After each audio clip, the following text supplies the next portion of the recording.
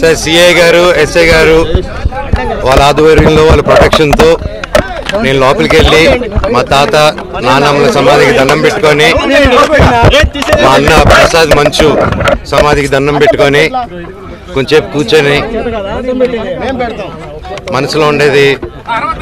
మనసులో వాళ్ళని ప్రార్థించుకొని ఇవన్నీ ఎందుకు జరుగుతున్నాయో తెలియట్లేదు. ఆ సాయిబాబా మీద ఒట్టుగా జరగకూడదు.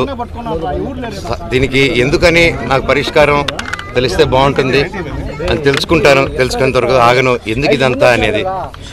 అండ్ జస్ట్ ఒక స్టూడెంట్స్ కోసం అండ్ ఇక్కడున్న లోకల్ ప్రజల కోసం ఈ ప్రైవేట్ హాస్టల్స్ మీద జరిగే అన్యాయాలు వీటిని నేను క్వశ్చన్ చేశాను, మెసేజ్ చేశాను. దానికి ఈరోజు నన్ను హైదరాబాద్ ఇంట్లో రానియకుండా ప్రయత్నించడం నా పిల్లలు ఉండగా, అలాగే మా అమ్మగారి బర్త్డే రోజున వచ్చి ఆ చక్కెర పోయడం, మళ్ళీ నేను ఊర్లో ఆలగడ్డకి వెళ్ళిన వెంటనే మా అమ్మని బ్రెయిన్ వాష్ చేసి ఇక్కడ సైన్ పెట్టమని, ఆవిడకి ఏం తెలుస్తుంది, సైన్ టైప్ చేసుకుని సైన్ చేయమంటే చేస్తారు ఆవిడ పాపం.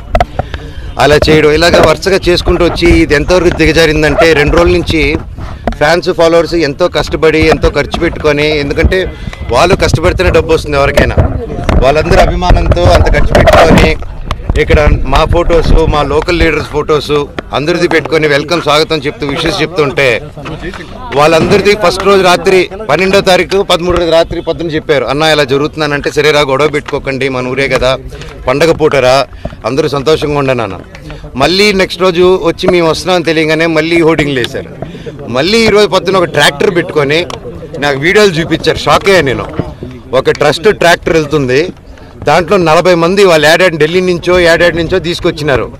ఒక్కొక్కడు ఉన్నారు అలాగా. కాకపోతే చూడంగానే భలే పెరుగుతున్నారు. ఎందుకు ఢిల్లీ నుంచి అంత బాడీలు వేసుకొచ్చారో నన్ను చూడంగానే ఎందుకు అలా పారిపోయారో అర్థం కాలేదు. కాకపోతే నేను ఏ గొడవకు రాలేదు. ఆ రోడ్ల మీద చూస్తే మీరు పోలీసు లాఠీల్ని రౌడీలు పట్టుకొని తిరుగుతున్నారు. కోర్టు ఆర్డర్ వచ్చింది బౌన్సర్స్ ఉండకూడదని చెప్పి. క్యాంపస్ సెక్యూరిటీ ఉంటే ఓకే, క్యాంపస్లో ఆర్మీ ఆఫీసర్స్ ఉన్నారు, గొప్ప గొప్ప సెక్యూరిటీ సిబ్బంది ఉంది, వాళ్ళందరికీ రెస్పెక్ట్ నాది.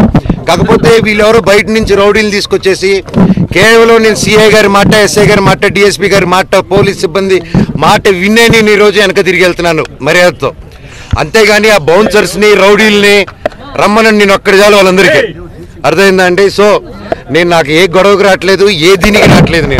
నాకు రాలేదండి, నాకు I didn't receive it at. నేను ఈరోజు వస్తే నాకు జిరాక్స్ కాపీ ఇచ్చారు ఎస్ఐ గారు.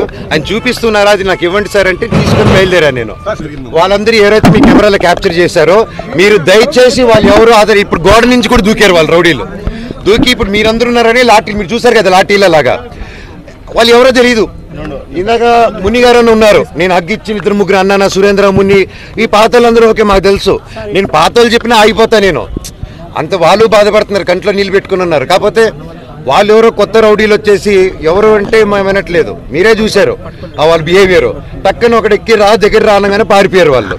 మన ఊరు వాళ్ళు పారిపోరండి, మన లోకల్ వాళ్ళు అన్న అని మాట్లాడుకుంటారు. ఈ రౌడీలు చేస్తే రౌడీలు కిరాయికి వచ్చిన వాళ్ళు పారిపోక ఇంట్లో కూర్చొని కూర వండి పెడతారు మనకి. వాళ్ళ వైపు ఎవరు లేరు సార్, ఎంప్లాయీలు తప్ప. ఎంప్లాయీలు కూడా ఫోర్స్ఫుల్గా వస్తున్నారు.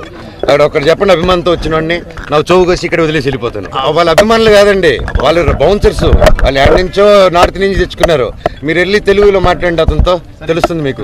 నేను డిసైడ్ చేసుకుంటా 2 ఫోన్ కాల్స్ చేసుకొని స్టేషన్కి వెళ్ళాలా లేదా డిఎస్పీ గారిని కలవాలా ఒకసారి మేము మాట్లాడుకొని డిసైడ్ చేసుకొని నేను చేస్తామండి.